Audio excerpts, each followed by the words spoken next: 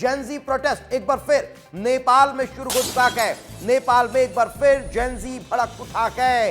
हालात बिगड़ते ही कई इलाकों में कर्फ्यू लगा दिया गया है। जेनजी और पूर्व पीएम की कम्युनिस्ट पार्टी के बीच टकराव देखने को मिल रहा है। यही कारण है कि जमकर बवाल मचा हुआ है। रात 8 बजे तक के लिए कर्फ्यू जारी किया गया है। तो नेपाल एक बार फिर दंगे की आग में झुलस रहा है।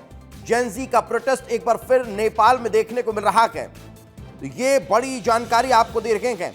एक बार फिर नेपाल में बड़ा प्रदर्शन नजर आ रहा है और ये प्रदर्शन जो है नेपाल में जेनजी के द्वारा एक बार फिर शुरू कर दिया गया है।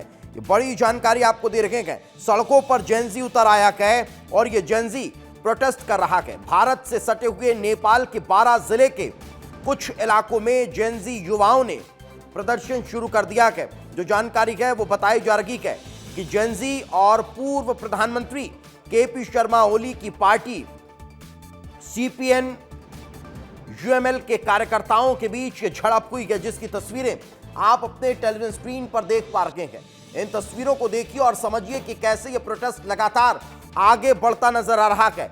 12 जिला प्रशासन ने फिलहाल जो है वो कर्फ्यू का ऐलान कर दिया है और रात 8 बजे तक ये कर्फ्यू रहने वाला है। तो एक बड़ा प्रोटेस्ट नजर आ रहा है और ये बड़ा प्रदर्शन, ये बड़ा हंगामा इस वक्त देखने को मिल रहा है। सीधे आपको मेरे सहयोगी अमृत के पास लिए चलते हैं। अमृत, फिलहाल क्या ताजा अपडेट, इस विरोध और इस बवाल के पीछे की वजह क्या?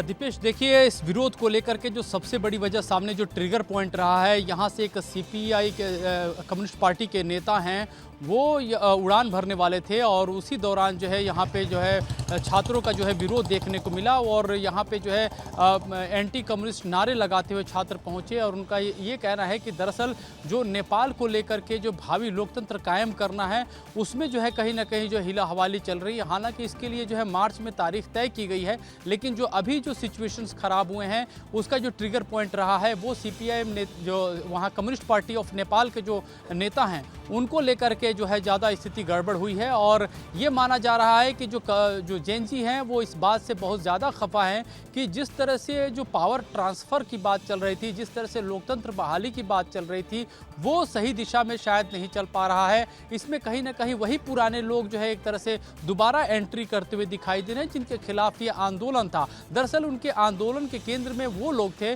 जहाँ पे कहीं ना कहीं सत्ता में बैठे हुए लोग, जो कि एक तरफ जो है पूरे नेपाल की जनता जो ज़्यादा से ज़्यादा गरीबी में जी रही थी, दूसरी तरफ जो है नेपो किड्स की बात चल रही थी जो बहुत ज़्यादा जो है लग्जरी को एंजॉय कर रहे थे। और इसी चीज़ को उनका ये कहना था कि जो रिप्रेजेंटेशन है वो हाशिए में आखिरी कतार में खड़ा हुआ व्यक्ति है उसको दिया जाए और वहाँ से इस चीज़ की शुरुआत की जाए। फिलहाल इस मामले में जो भी ट्रांजिशन चल रहे हैं वो एक सतही तौर पर आगे तो बढ़ रहे हैं उनके हिसाब से, लेकिन उसमें सही तरीके से दिशा उसको नहीं दी जा रही। बिल्कुल समझा जा सकता है कि विरोध बढ़ता नजर आ रहा है, लेकिन इसे रोकने के लिए, इसे थामने के लिए अब तमाम कोशिशें शुरू कर दी गई है। फिलहाल बहुत बहुत शुक्रिया इस तमाम जानकारी के हमारे साथ चर्चा में जुड़ने के लिए।